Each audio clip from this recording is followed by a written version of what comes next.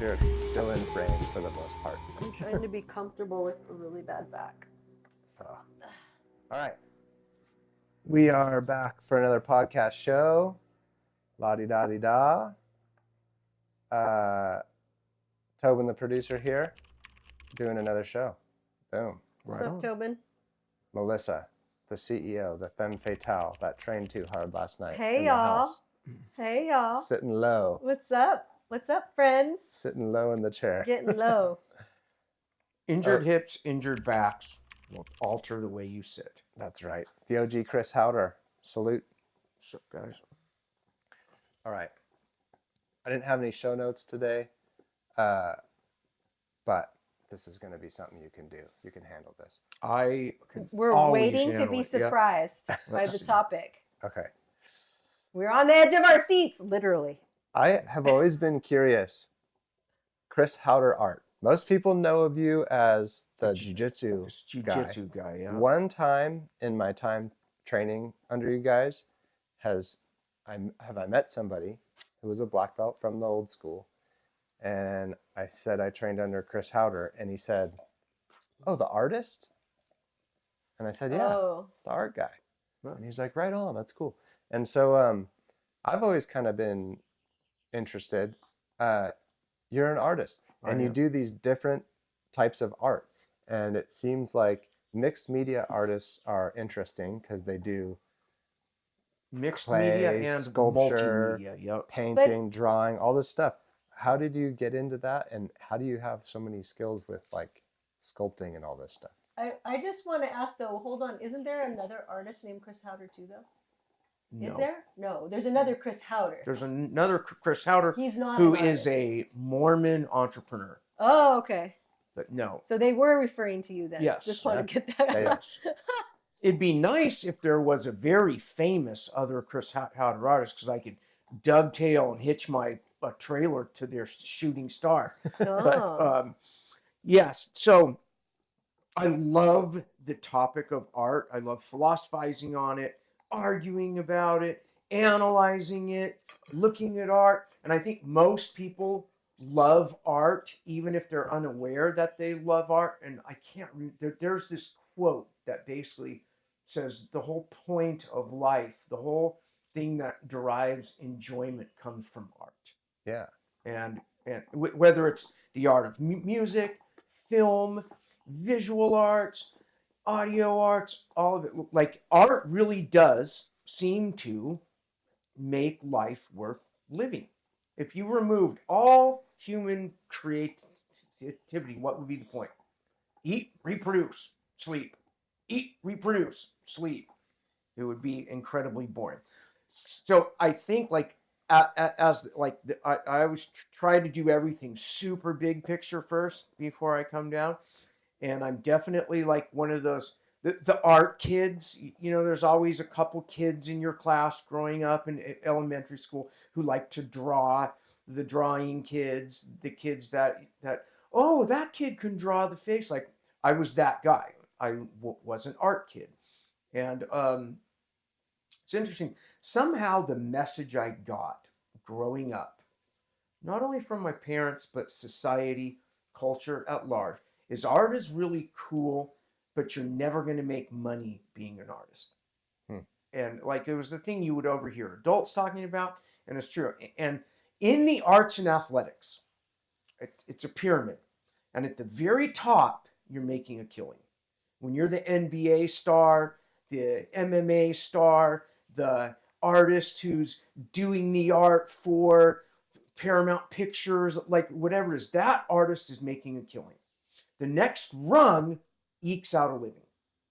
They're a professional athlete, you know, they're in a sport that's maybe a little obscure, but they can like maybe buy a house doing that. The next rung of artists tend to be involved in advertising art, because that's where the money is.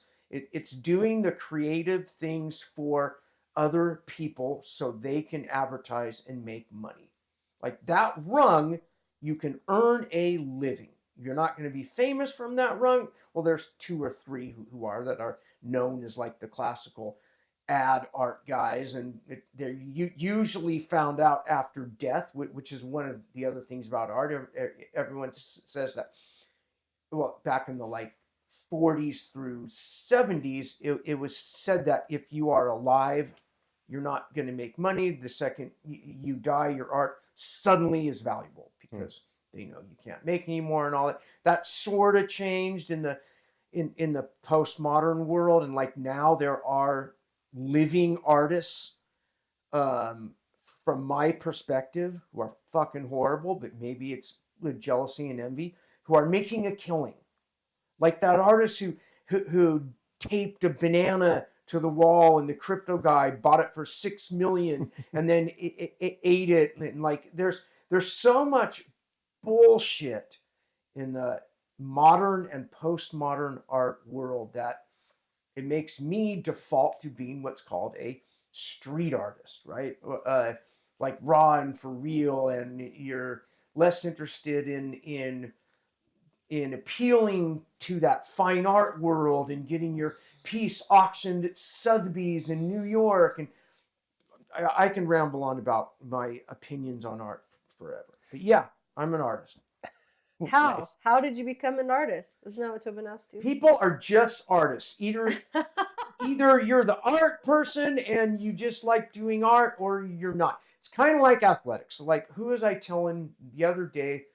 One of the coaches the other week was asking me about one of their students. We were talking about how this one wants to compete, but they're not really athletic. And it's kind of one of those things. The 220-pound guy, you're not going to make him a gymnast.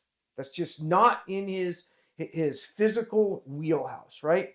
And with martial arts, there are physical limitations to the sports in which you can excel at.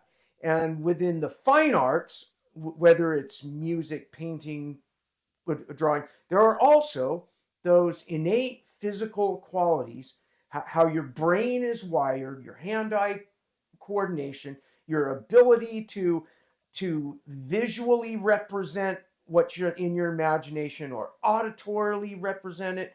Then you got to learn the language of art, right? Whether it's painting or music, whatever. Art is a language, and that language part becomes difficult for the person who has ADHD. Like just like learning math, sometimes people like me, we struggle because it doesn't come right away. We get frustrated and we're thinking about other things. So much of my youth was engaged in frustration, learning the various languages of creative expression. And what I wish I was a musician. Go ahead. Yes, but I know that you spent a lot of time. So like if I was going to say, how did Chris Haueter become an artist?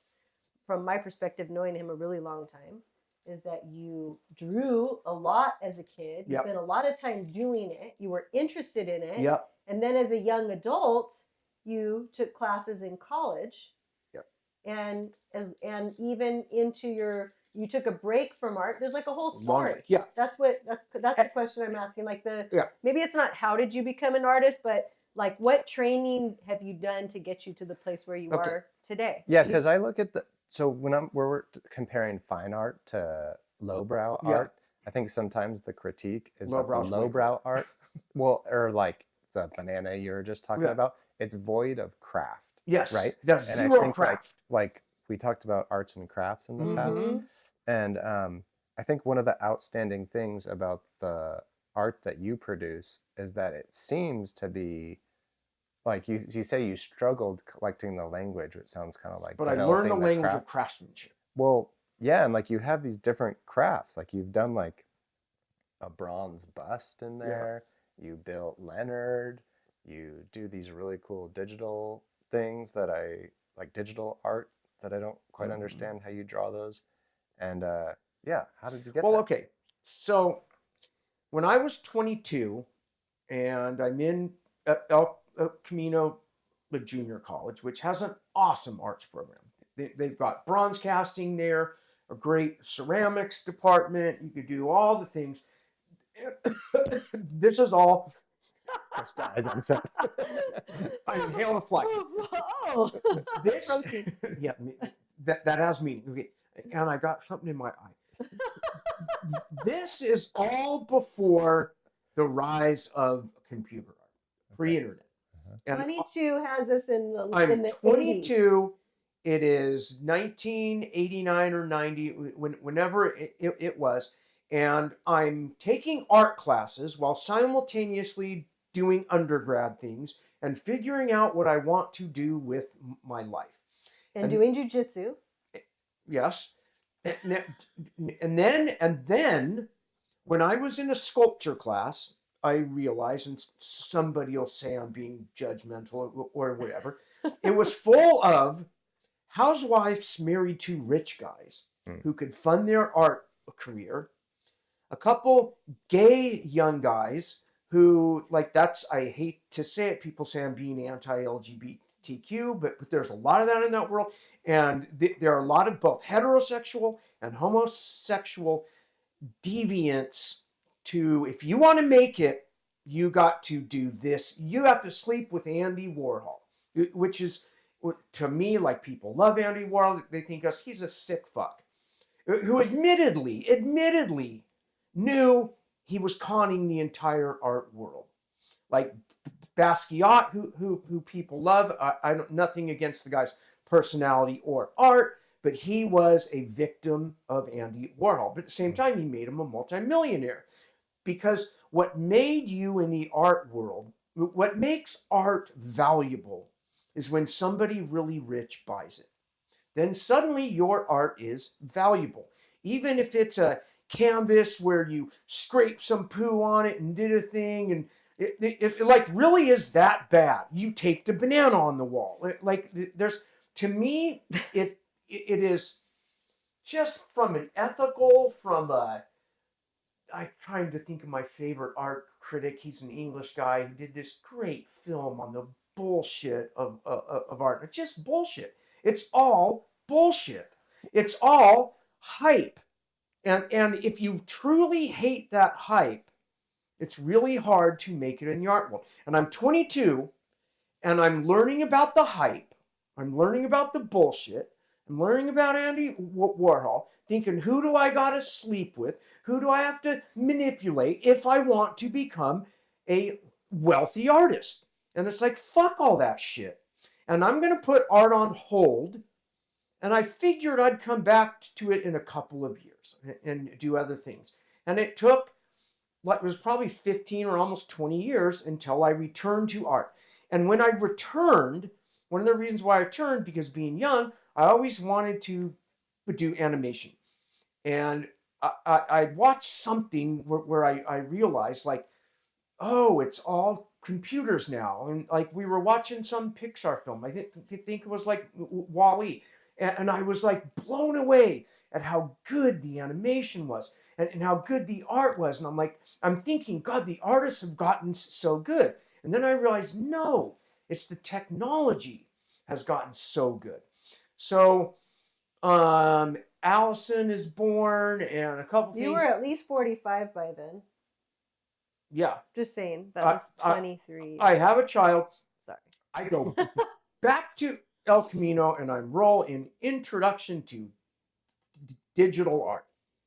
And what I realized there, I arrogantly realized, I'm one of the older guys in there. I'm with all these young artsy types who knew how to use the computer, but from my perspective, had no life yet, no real, like, art is one of those things that you have to have some kind of oomph behind it, some kind of life experience, some understanding of how the world works, how the art world works, the way classical art then rose into Renaissance art, and then rose into modern art, and then this weird postmodern. It's like understanding all that. I had that, but I couldn't use the fucking computer. So instead of being a Luddite, which is what a lot of Gen X artists did, fuck that digital art shit, man. I'm drawing with pen and ink, which is cool too. I said, you know what? I'm going to figure out how to do this. And what I realized after like the first 6 months, it was hard. Like figuring, you'd be frustrated as fuck. Like, how do I fucking turn the brush thing off? God damn it! Was it X button? Was it Command X? You're pissed off. It's like, just give me a brush and I could dip it in the paint. Like I had to overcome that. And what I found out by observing other Luddites, namely my parents, is they let frustration and anger at the machine get in the way of their goal. If you let a computer piss you off because you can't remember a password, you can't remember how easy it is, you are not going to learn the tools. So I let all that go, became open-minded. If it took me a half an hour to remember where it was command, whatever, to get the drop-down menu to make it so easy, I would be blown away. Like some other artists, like, oh, all you do is this. And I go like, fuck, I wish I would have known that a year ago. I spent hours trying to figure it out. So I spent a lot of time. I spent some time in a class, but most of the time I self-taught how to use that computer to produce art and loved it. And I'm making cool art. I'm zooming in, doing these little details, spend hours on it, zoom out and print. It's like, you can't even see that. Like, I did so much work on that one thing. I wasted my time. They're like, so much of learning anything is just fucking up. And that's kind of, that leads me up to now, I'm going to ramble on and on. So it was 2017. And I take a class in art, in animation, because I want to learn how to use the Adobe program, a character animator, which is new. It's just blowing me away. I'm learning it. It's like I'm blown away how cool it is. It's like, wow, I'm going to be making my own animations and all that. I'm, again, the old guy in the class. So, like, there's so many little stories in this, which I wrote on my note. I'm sitting next to this really fun girl who was trans, like from guy to girl. There was the angry blue-haired lesbian girl that just hated me no matter what. I'm a white male with a short haircut, and I'm like, I could not break the ice with her. I would try so hard. She just hated me for who I was. I'm experiencing, I'm walking past things like that actually are labeled like safe space. Like, it was all these things I had heard in news that, like, I'm going, that's not fucking true. And I'm like, was blown away. I'm like, it's fucking true. Like, all these things. There's the young, nerdy white guy who spends all his time playing the game, shooting things. It was almost as if I'm in this Matrix program, and the class literally had a stereotype of everything I'd heard about was all in this class. And it was fun. Because it was in LA City College? Yes. Yeah. LA. It's a little different than El Camino. Yes. Surrounded by homeless, but it's cool LA vibe. Like a super cool LA vibe. And there's this one olderish woman I sat next to, and we could laugh about current affairs and events, which I'd realize half these kids don't even fucking know who the president of the United States is barely. And so anyways, I'm in about the fourth week, and I'm wondering when we're going to learn how to do the animation program. We're learning all about character development, history of animation, all the greats from Disney to Warner Brothers. Like, it was cool, but I'm like, I'm here to learn the program. You know, I already have characters. I already have a story. I want to learn the program.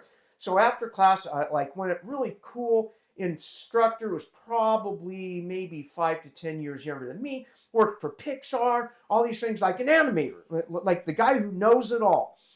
And I show him all my stuff, and he's like, that's really cool and good. And he tells me, you know, I know this class, we're supposed to be working on that, but honestly, I feel sorry for these kids because you might as well learn how to repair a VCR because in 5 years, this is going to be obsolete.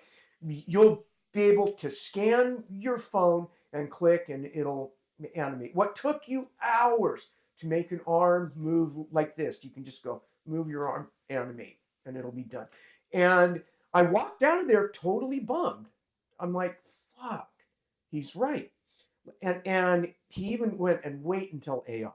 It's going to change the art world entirely. So I left out of there for extemporaneous reasons, for global reasons, for all things.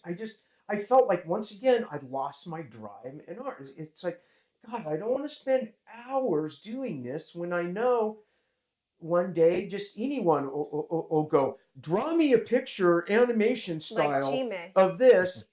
And but I took that same thing, instead of being the angry Luddite, mad at technology, mad at progress, progress sucks, we got to be reactionary and go back to an earlier time where America was great and there wasn't computers and art and gay people couldn't annoy me in a classroom and all that. Like I could totally see like how people get that way. And so it kind of left me sort of flat in my art. But every now and then, and recently, just in the last month, I've gained some re-inspiration again. And I thought, you know what? I got to learn how to use AI as my assistant and create my own art. And then, of course, you have kids, seminars, parent things. Art is kind of one of those things like that you have to get yourself in a place and a mode and have some time. And like I did art back here for a long time because I could come back here, put music on, distract, and be in that place, and hours pass by and I don't even know. It's a lot harder to get there now. For the music, it's got to be totally quiet. Writing is one of those things that you can't have distractions, right? So if you want to write, those artists, the creatives, have it the hardest because they have to be in a place where they don't have writer's block and all that, and that's hard too. But anyways, okay, I've rambled enough. That's my art story. We've had artist block for a little while. However, there was a pretty significant body of art that you produced. Yes. And, you were able to have 2 art shows. I was in 2 shows. And actually 3. There was one in Asia. Oh, yes. Remember that? Yes. So he did 3. He did 1 in Singapore and then 2 here in LA, which were all really cool. And showed with other artists, and I think it was really a good opportunity. Yes. It was awesome. And that these prints that we have available at combatbase.com, get to the point. You can buy prints. I mean, there's prints and they're pretty cool, and a lot of them, I'd say it's heavily influenced by martial arts. Yes. And there's specific prints that incorporate martial arts that we have available online that people can purchase. We've even experimented a little bit with different things we could do with the art, like besides just prints, whether we put it on a rash guard or different things. So my vibe, if anyone's looked on combatbase.com or look at like a lot of it. So I'm returning to art, and I'm in that age in my 50s, and I have kids. So I'm spending a lot of time reflecting on childhood. And what did I love as a kid? And I grew up in that period, like I was born in the 60s, grew up in the 70s, came of age in the 80s. And so my art is influenced by the nostalgia for that period. From the Jetsons, Johnny Quest, pre-porn adult magazines, pinup girls, World War II influenced art, the 60s, how that altered art, the 70s where manufacturing was starting to suck, and then like everything was built bad then, which is kind of its own little artistic weirdness. The 80s, like that America doing a washover and getting more. See, the hard part about art is good artists understand politics and history, because you have to. If you want to appeal to the fine art world, you have to have a narrative behind your piece. That's why the blue canvas with the red dot sells, is because that artist can tell you why that reflects and links and is counter to this artist, and with Jeff Koons and his blown, like there's this whole thing that, again, I mostly think is bullshit. But at the same time, there are artists, my uncle was a tremendous artist, who understand art history. They understand what their art is and where it places into the world of art history. And like you could almost think of art history as a timeline. And then sometime after World War II, let's start sort of first in the 20s, it branched off. And we're kind of in this weird world now where art can shoot down all these nodes and all these other things. And because we're in the age of the internet, how everything is connected. And so really, like, anything can be art and nothing is art. And that's like those things, like art also leads you to philosophy, like wondering what's the point? What is the meaning of life? Albert Camus. The only real question in life is, should you kill yourself?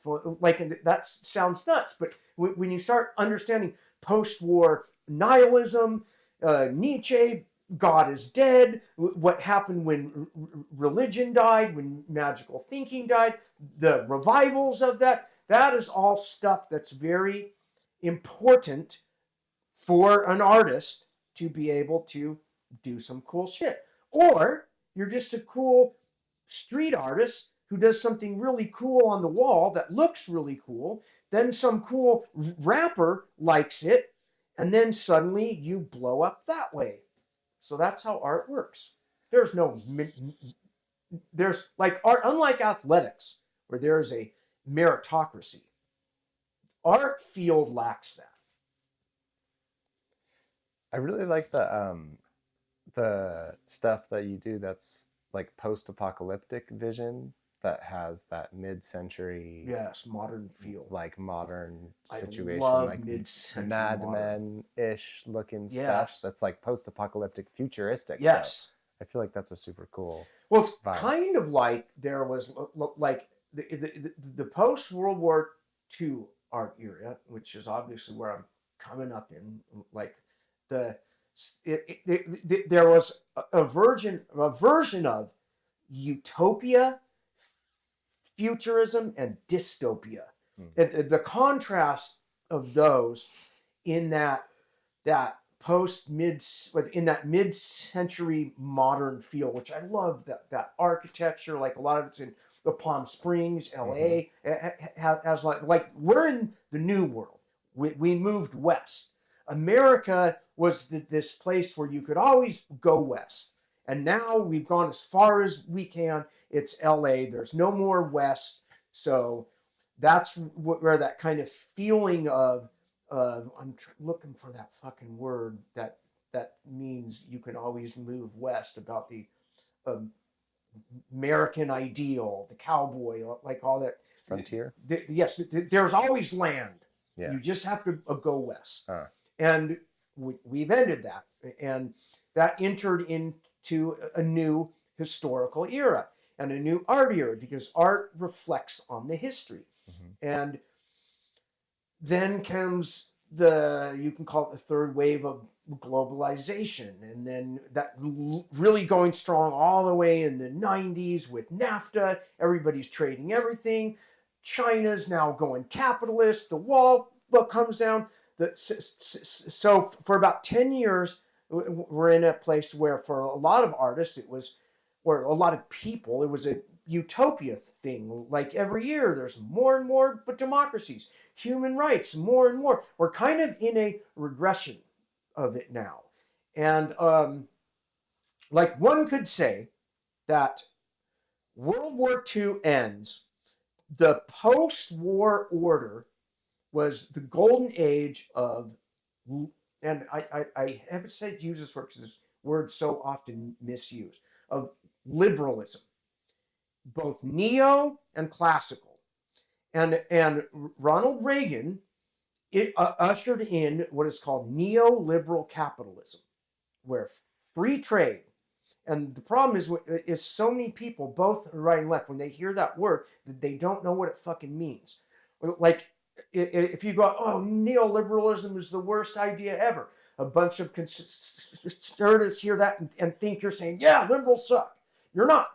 It means like language is so postmodern now and fluid and can mean all these words, and then there's elements trying to change the meanings of words. And I'm reading a thing, and I'm like, who the fuck's they?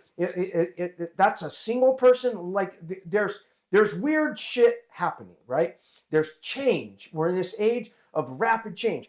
So change is happening faster and faster. Animation, I like we're on that. What used to take 200 years ago a lifetime to experience any major change, you're now then it was like a generation would have major change. Then it's happening every 10 years. Then it was every 1 year in the 80s, 90s. Now it's like monthly, even daily. It's constant change, and humans have an anxietous reaction to change. Change both inspires and scares the fuck out of humans.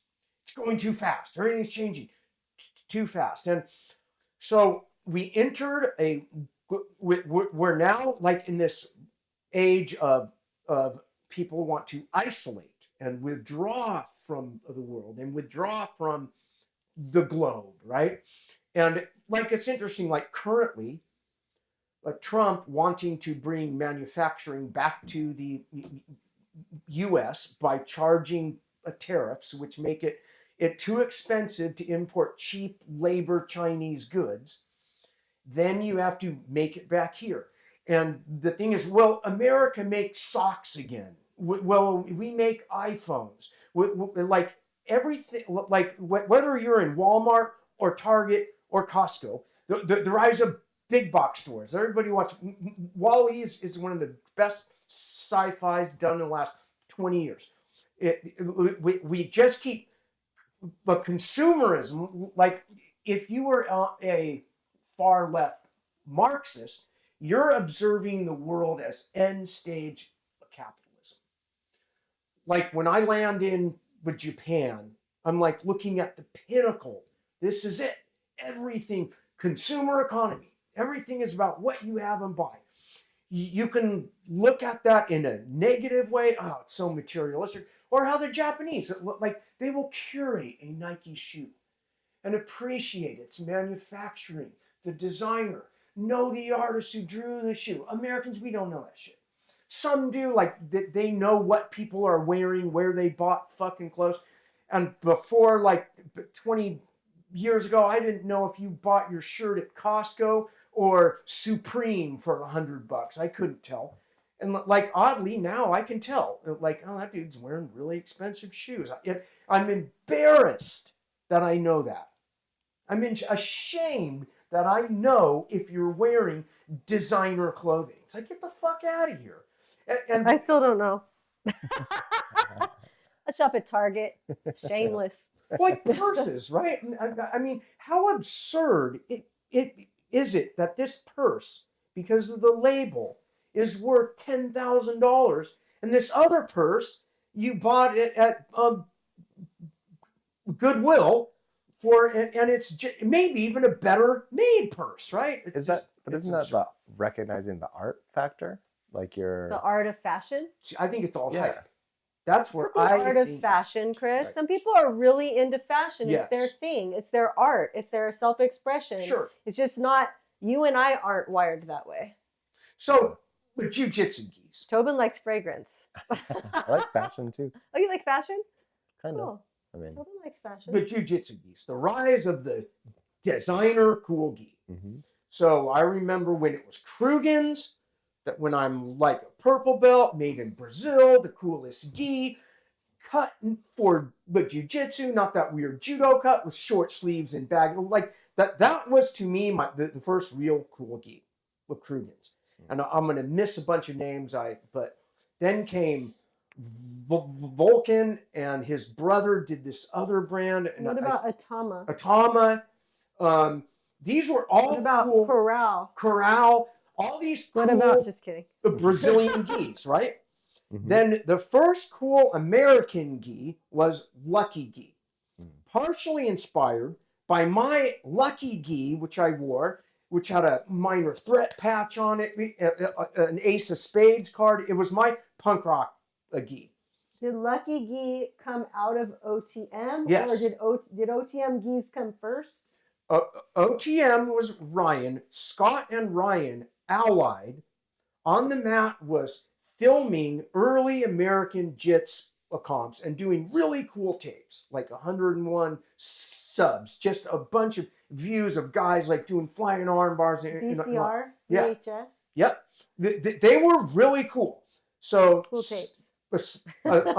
Scott and Ryan create Lucky Gi, which is truly like the first American gi brand, which was really fucking cool. Show Your Roll, even though it says since the 90s, it wasn't in the 90s. Yeah.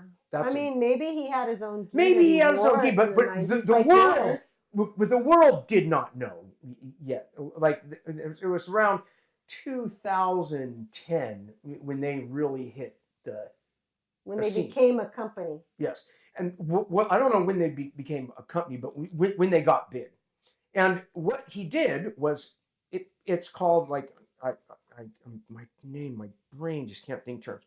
It's manufactured scarcity. It's making something seem like it's more rare than it actually Supply and demand. Yes. It's basic economics.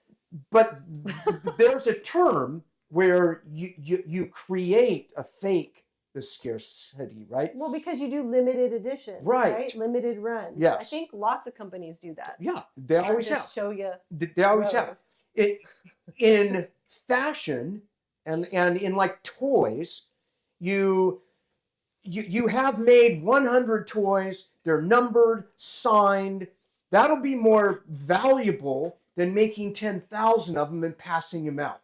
Even if it's just a cheap toy, right? Like people who collect that collector's world, like in the mall, the bobbleheads and all that. That's all manufactured scarcity, and Show Your Roll was really good at going into that market.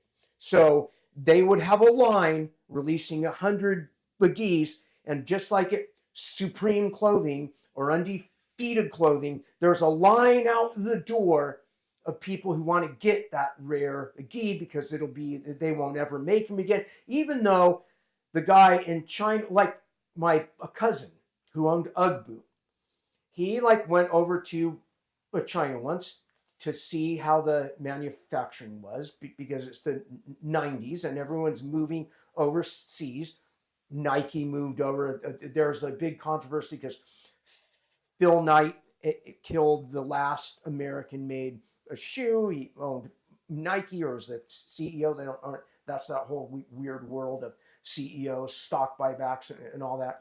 But anyways, so instead of the Nike shoe costing $30 to make, and you sell it for $100, now the shoe's costing you $3 to make, and you still sell it for $100. So all the guys at the top made an absolute killing. And that was when the American oligarchy really began again. It was based on cheap overseas slave labor. And because Europeans want rights, and they want money, and they want to break, and not but to be slaves. So the capitalism in which we have experienced and benefited from, being able to go buy underwear and throw them away because they're so cheap, that is a result of this wave of globalization, which has affected the entire world. And there's misunderstanding of it on the left and on the right. There is embrace of it on the left and the right, rejection of it, right? But most people, including me, humans, will have really huge conviction and opinions on things they know fucking nothing about. Like, I barely know about why a Show Your Roll gi released is worth any more, even though it's made in the same factory in Pakistan by the same guy sewing it, the same sizing a chart as the gi that's worth $20, right? It just like part of it is just odd, right? Like just, I think how we humans are is fucking weird. Okay. We really are weird monkeys. But the material on the expensive gi is often a lot nicer. Yes. The branding, the design, Yes. the look. I mean, I could tell you that if I just went and ordered a gi on Amazon, it would Yes. not feel like the gis that I prefer to roll in. So Yeah. I Anyhow, think that that's a thing. my cousin is Ugg boots are blowing up, and he's making them over now in China. They moved from Mexico, the maquiladoras, to China, which is also an interesting war because that's when China began its economic war. And China, when I was trying to make magic kimono in LA, like I was bound and determined, I'm not going to make a fucking Pakistan gi or Chinese gi. I'm going to make a true American gi. I was obsessed, spent a lot of time, money in this. I'd be down a town, LA. No one's on the internet. You have to like go knock on doors, and they open the door and there's sewing machines. These guys are making jeans, and you're like, does anyone know you make American-made jeans? Then no, we put the little label, but no one cares. I'm like, why don't people care? We gotta care. But what I found out was all these buildings were named Anjak, which was this Chinese company that would go buy the building, take the machines, ship them over to China, or just put a lock on it so Americans, which was really illegal labor, couldn't make the gis here. Economic war. And this is like 2012. And I'm like, fuck, there's an economic war happening. This is going to eventually, like, people will wake up. Like, China is literally sabotaging the American company's ability to make it in America. And anyhow. Well, I wanted to say, Ooh. my observation lately that I've been having is I've always, from the time that I moved to LA, I've always felt like, I'm like, if I made a list of I just all had the, one thing. Yeah. The origin gi story, that was when I first met the guys at Origin. And they said, we bought the old things, we brought them to an old warehouse. There's that area in the Northeast Midwest that used to make all kinds of things. They got the loom machines. They are doing it right. I give Origin all props. They went all in and are making it from the cotton to the material, making an American-made gi. But They anyway, grow their own cotton? go ahead. Okay, go ahead, Yeah. Tobin. Oh, I was just going to say that American-grown cotton. I've always felt like if I made a list of all the stuff that makes a good place, Yeah, I would study LA and it would check a lot of the boxes. And then you get here and it always kind of feels like there's something missing to me a little bit. And for a while I was like, oh, it's the infrastructure and it's the layout of the streets and the cities. Like it just wasn't so spread out. It was so spread out and it's Like so London, yeah. sporadic. And I was like, oh, there's telephone poles everywhere. It kind of creates this gritty feel to it. Which is in my art. I always have poles and wires all over. And my art. I feel like my observation lately is it has this general feeling of abandonment. Yes. And I think that's the missing thing, you know, like you go down to the port of LA, like the marina area, and any other place in the world is going to have a marina where you have your boats. Then there's going to be little shops right next to it. There's going to be hotels. There's going to be all this stuff. Port The of Call? place- Is that what you're talking about? It used to be going off when I was a kid. Well, I'm saying right next to the Cabrillo Way Marina, which is the new marina down there. In Australia, Where that's how it looks. CBYC is and stuff? A little bit further down from CBYC, okay. like out on the point there, Oh, okay. further out. That's the where new Holiday Harbor used to be. across from Holiday Harbor, Oh, okay. down the way. All right. So like, it's a new marina facility, but like none of that other infrastructure got put in. No, it didn't. And I was talking to someone the other day and I was explaining this to them. I was like, man, it just feels kind of abandoned. Like you got the nice docks, you got all this stuff, but all the rest of it never happened. And he was like, yeah, man, this one development company like got a big contract to do all that work, signed it, got paid, and just never did it. Yes, that is a classic And I'm like, problem in now. The modern America, it's like how we voted like 5 years back, millions of dollars, maybe $1 billion, to build high-speed rail that was going to connect San Francisco and LA. They haven't even laid a single track. The money was like, there really is, like, on the problem of the American blue estates is over-regulation. You can't just fucking build a new airport because you got to worry about a blue butterfly, or you can't just eminent domain an area and say your house is worth 500 grand. We're going to give you 600. Guess what? You have a month. Move the fuck out, because right here we got to build an airport, and like that's where authoritarians do well. Where, like, when Hitler came in for the first 8 years, he really did make Germany incredibly great. They built the Autobahn.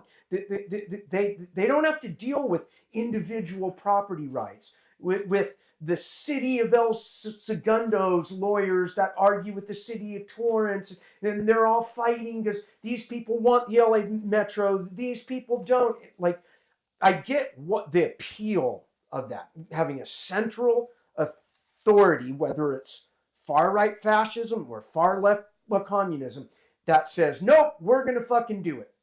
Collectively, this is like, but I also appreciate the American individual rights. And I appreciate that we do protect a rare species of tree or animal and plant, right? Because I'm a Hegelian Taoist. I truly put myself in the shoes the best I can and try to see a perspective that I might on the surface instantly reject.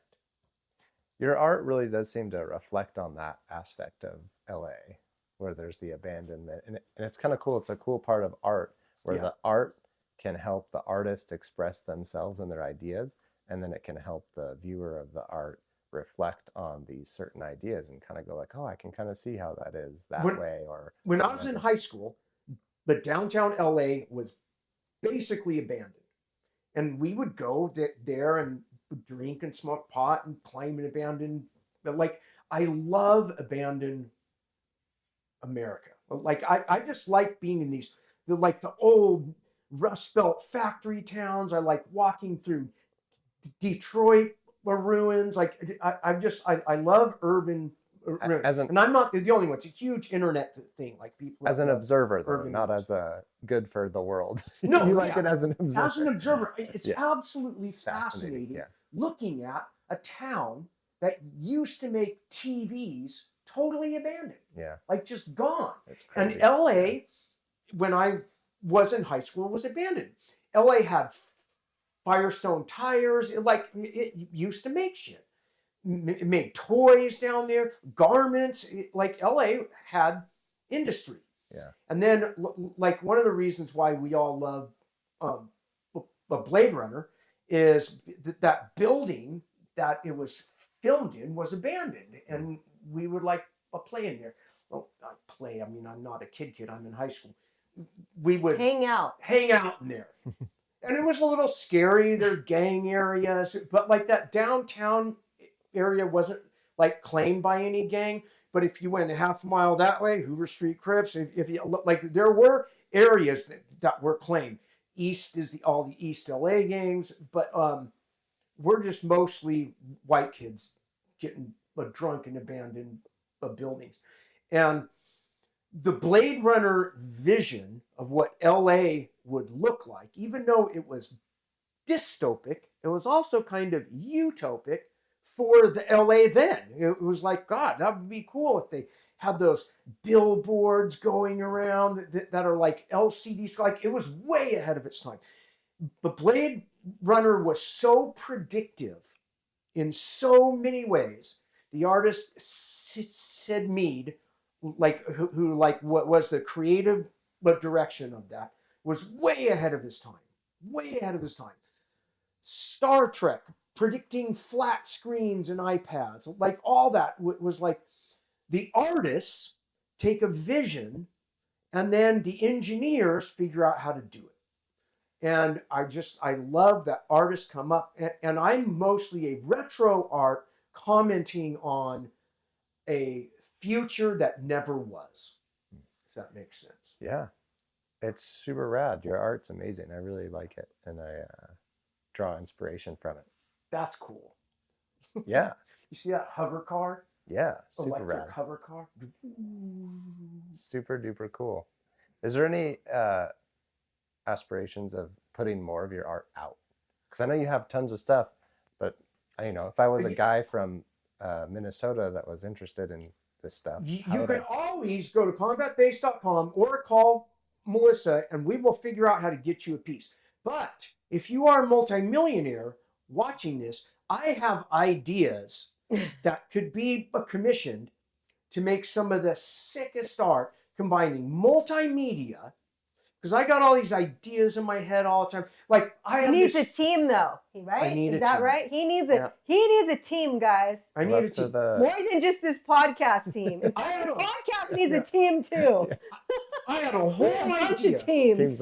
A whole idea before Craig Jones that I would have a variety show, that every show would showcase a cool band, showcase cool artists, and the grappling match would be in a pool, in a bowl, the kind we skated. So you're forced to fight because you roll into a bowl. When I would referee Metamorphs and other things, my imagination would be going wild. I'd imagine pikemen and spears, like if you fell off the stage, you'd be spiked and stuff. And like back then, I like really realized, God, you have to have it in a pool. And the ref needs a camera right here. So you get the referee's view. Watch him go, stop, move. You got an overhead one. You got a boom camera. Like I have fucking ideas and have had them for 20 years. Don't tell everyone. A team. Oh, it's pointless now. And I'm not the only one who has them. Other people have them. I've been telling my ideas to people who I teach seminars at for years. I used to say if I could add one rule that would alter sport legits, it would be each comp guy is allowed one open hand slap for a fight. Just one. Just one. Don't turn it into a slap fight. You just get one. And it would totally change how people would train. But really, my comp in a bowl, you have 3 or 4 sets of rules where you bring out other comps. You spin the dial because you don't even know which rule set you'll go in. Because what you need is unpredictability and chaos. And what was so cool about early jits is you would show up and the black belts would be arguing about what kind of rules. Like you didn't know. It's like, what are the rules? Just go sub the guy, win. It like wasn't about figuring out how to score an advantage at this end of the map. Like that was gone. And humans will always push the boundaries of rules and cheat unless they are punished. That's true within sports, in politics, in anything. If you are not punished, you will cheat. And if you are rewarded while you're cheated, it's going to exacerbate the behavior. So that's like where we're at in this weird post-truth, post-values world now, is we're in a weird place. The world is in a weird place where people stand baffled and don't know what's real anymore. And we're just entering a phase of post-truth world because of AI, where you are not going to be able to know what's real on a screen at all. Because it can be altered. But like the whole deep fake thing, we're at the dawn of that. And it might usher back in an age of local politics. Right now, all politics is national. Every small town lost their newspaper. They're dying left and right. There's like 3 owned by billionaires left. No more Beach Reporter? It's still around. In the driveway. No one reads it. Still in the driveway. No one reads it. Yeah. But if you buy some soap, it might be stuffed in there to protect it. If you want to know what politicians said, you're not going to be able to trust it on a screen. You're going to have to show up and physically participate in politics. And part of that is returning. One of the reasons why I personally think the world's so fucked up is because people do people think the online world is the real world? Because in one sense it is. You spend so much of your life online, like our kids. Like think about how much the reality of their world is spent online. And there's been good things where like the nerdy kid who had no friends meets an online group of friends in his the gaming thing. There's been lifelong friendships. There's been relationships. There's been wonderful things. There's also been sick Silk Road shit where you're buying drugs and murder over the internet. And by the way, Trump just pardoned the guy who's in prison for Silk Road. He's out. And maybe that's good. I don't know. But yeah, there's weird things happening right now with ethics. And on one-on-one, some of the most ethical people I know who don't lie, cheat, or steal are oblivious to what is happening in the world. Just oblivious. Regardless of their... Or we're just not obsessed. Or they're just not obsessed. Because I think I'm one of the most ethical people he knows in the world. But anyways, no. I think being around me, it's hard to have your head in the sand. I'm not oblivious. You're not Maybe oblivious. If I didn't know you, I might be. But anyhow, yeah. Art is life, and life is art. Nice. It's a good spot to wrap up this show. Pound, like, and subscribe. 以另外一个角度把前人的 style 大师。